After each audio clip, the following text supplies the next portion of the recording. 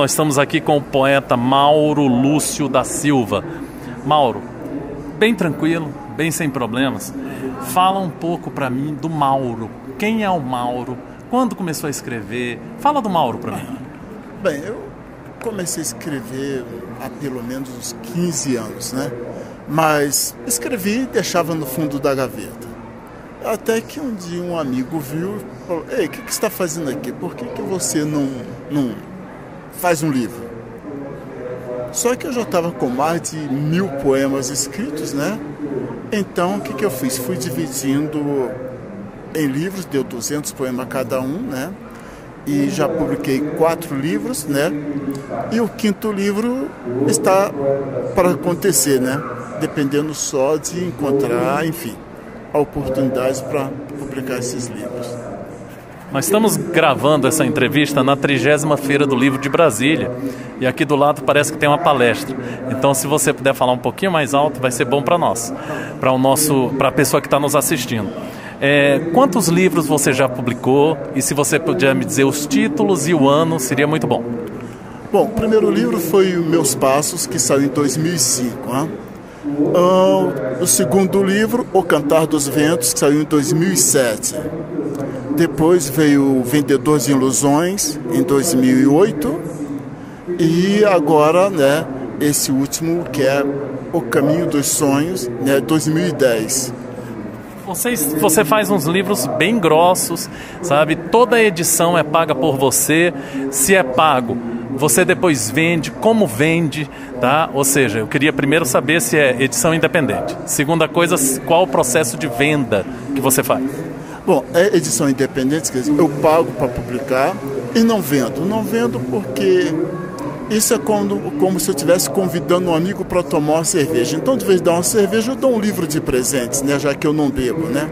Mas o custo é alto, né, Mauro? Porque são livros realmente extensos, grossos, né? Não é um custo alto, não? Olha, eu tive a sorte de, como funcionário do Itamaraty, né? Então, morar no exterior. E nos países onde eu estava, cada livro desse, esse, por exemplo, o último foi publicado na Eslováquia. A unidade custa €2,20, quer dizer, mais barato que uma cerveja. Então, graças a Deus, foi isso que me possibilitou fazer esse trabalho, né?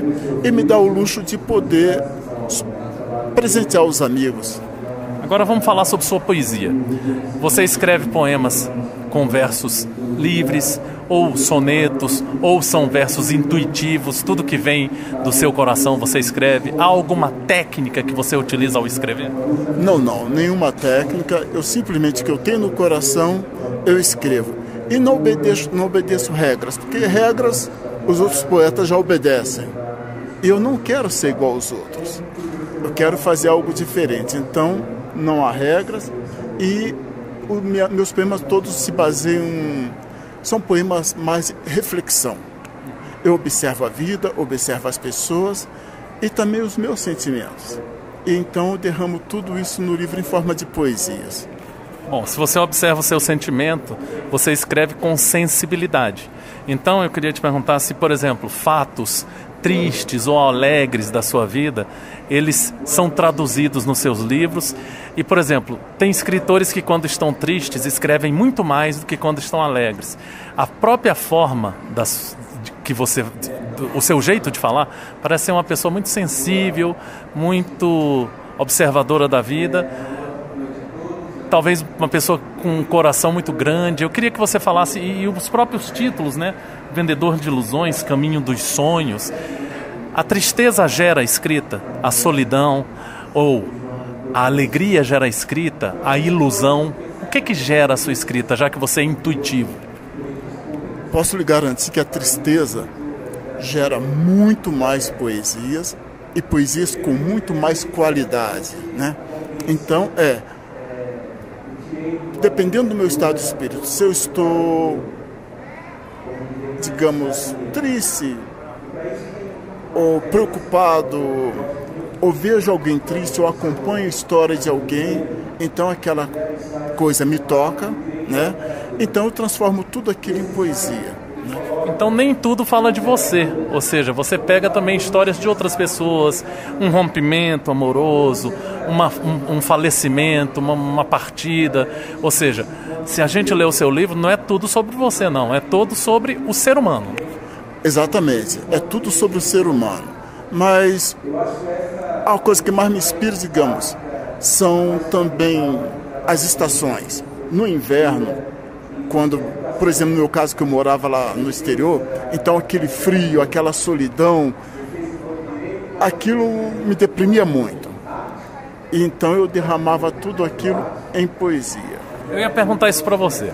Você viaja o mundo, tá, sendo do Itamaraty, funcionário do Itamaraty.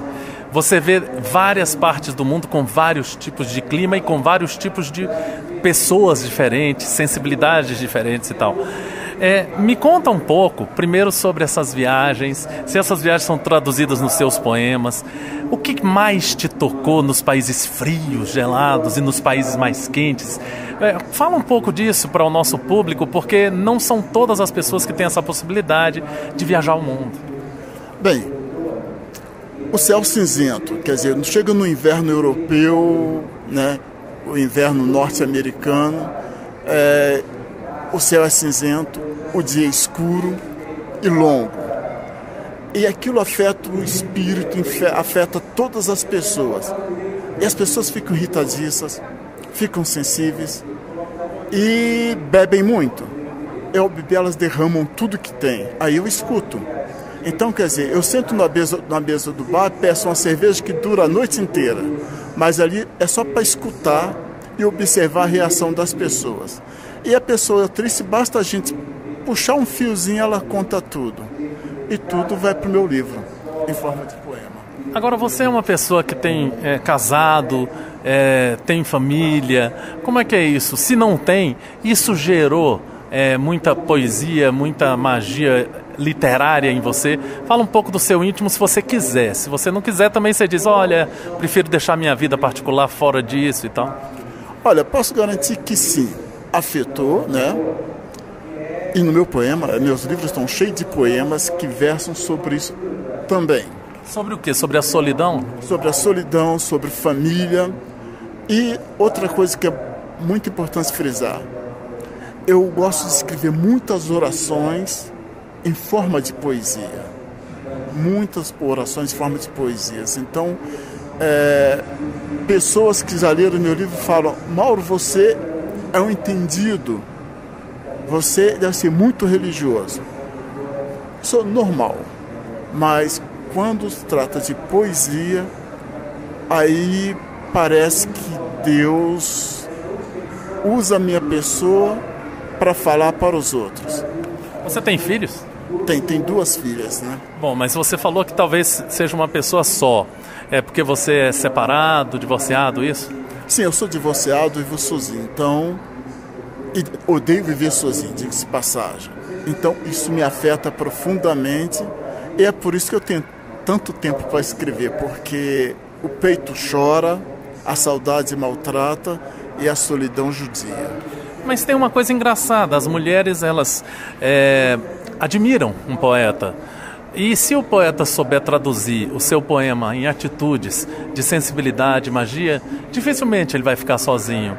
Você não acha assim? Ou você tem dificuldade realmente nos relacionamentos e tal, aí você escreve tudo que você sente. Será que não seria bom você explodir um pouco mais, se dizer mais para outras pessoas?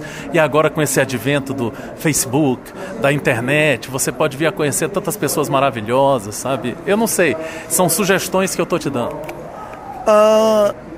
É mais fácil me esconder atrás das folhas do livro, atrás da poesia. Eu tenho dificuldade em lidar com as pessoas. Mas você é um belo poeta, parece com uma produção literária extensa. Me disse que teria timidez em dar entrevista. Nós estamos aqui com 10 minutos de entrevista, ou seja, depende muito mais de quem te entrevista para você falar, se posicionar. Uma outra pergunta que eu queria conversar com você. Periodicamente você viaja? Sim. Certo. Então, periodicamente viajando, você tem dificuldade, por exemplo, de ter uma amizade mais profunda em um lugar ou outro. Ou seja, muitas vezes a culpa não é sua de não se traduzir com as pessoas, porque você está sempre mudando. Quando você consegue se estabelecer no lugar, tem que mudar. Tem que ir para outro lugar. Isso não é um... Ao mesmo tempo que é mágico você conhecer o mundo, essa própria profissão que você tem não gera a solidão? Verdade, verdade. Isso é fato. A gente, por exemplo, eu estava em Bratislava, na Eslováquia. Ali fiz amizade. Quando eu comecei a criar raiz, era hora de voltar. Aí corta tudo para começar do zero. E definitivamente isso afeta, né, na vida afetiva, no relacionamento com outras pessoas. Quais são os seus projetos futuros para a área da literatura? É sempre se manter na poesia ou você pretende escrever um romance, um conto, uma prosa, uma crônica? Não, poesia. Poesia é tudo para mim, né? E como eu te falei, eu estou aí com um livro. Nesse livro que eu estou querendo publicar agora, é num livro onde ele é todo escrito na primeira e na segunda pessoa do singular, porque é Deus conversando com cada um de seus filhos. Quer dizer, o livro são 200 poesias totalmente religiosas, onde Deus informa, nos fala como Ele quer, o que Ele espera de cada um de seus filhos, né? E o nome do livro é A Voz do Amor, onde que o amor é Deus. Você cita Deus várias vezes na nossa entrevista. Você é católico, qual a sua religião? E se a religião salva, e se a religião realmente traz felicidade, porque você não parece um homem feliz nessa entrevista. Queria que você falasse um pouco sobre esse tema, o tema religiosidade e felicidade. E qual a sua religião, mas principalmente felicidade. Bom, a minha religião é Deus. Eu congrego na Igreja Católica, né? Porque congregar é importante, né? Mas felicidade, eu considero felicidade algo muito relativo, né? A felicidade é diferente para cada um de nós. O que pode ser felicidade para você não é para mim e vai por aí afora, né? E quanto à tristeza, é parte da vida. Há momentos alegres, momentos tristes, então... E ninguém escapa disso. Mauro, eu queria te dizer o seguinte, você fala super bem, você não deve deixar de dar entrevista nunca, você sempre deve dar entrevista, porque a gente tem muito para te ouvir, você tem muito para dizer. E uma última pergunta que eu sempre faço nas minhas entrevistas é o seguinte, ficou alguma coisa pendente que eu não perguntei, que você gostaria de colocar aqui para quem está nos assistindo? Não, as tuas perguntas foram muito bem colocadas, explorou bem todo... Até porque nós nunca tínhamos nos encontrado antes, então me surpreendeu como as perguntas fluíram e eu acho que abrangiu tudo o que tinha que ser dito. Para revelar para vocês, eu uso uma técnica na entrevista que é o seguinte. A resposta que a pessoa dá gera a minha outra pergunta. Uma das entrevistas mais difíceis que tem aqui no blog Literatura no Detalhe é da Gilca Mendonça, porque ela responde assim, não, sim, não, sim. Isso me dificultou muito. Você me facilitou muito, porque você é um homem que viaja, você é um homem que crê, você é um homem que escreve, você é um homem que sabe o que quer da sua vida e você é um homem muitas vezes melancólico, mas muitas vezes também observador eterno do outro. Então, eu também estou aqui te observando e por isso a entrevista fluiu muito bem. Nós queremos agradecer profundamente você ter dado essa entrevista para nós. Nós queremos solicitar, nós vamos mandar uma carta padrão para você por e-mail, onde a gente pede que você divulgue para seus amigos via e-mail para eles assistirem sua entrevista.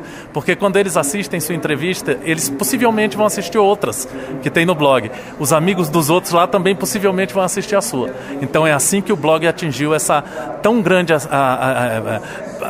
acesso, como eu te disse. Então, muito obrigado, sucesso para você, agradecido pelos livros que você me trouxe, sabe? Eu acho que vão enriquecer minha biblioteca e meu coração, tá? E espero que você tenha longa vida, com muita magia e felicidade. Eu que agradeço essa oportunidade, né? Foi bom demais falar contigo e pode ter certeza, assim, de que falarei das nossas entrevistas e avisarei os amigos, enfim, para que assistam, né? E espero que seu blog continue crescendo mais e mais, sempre.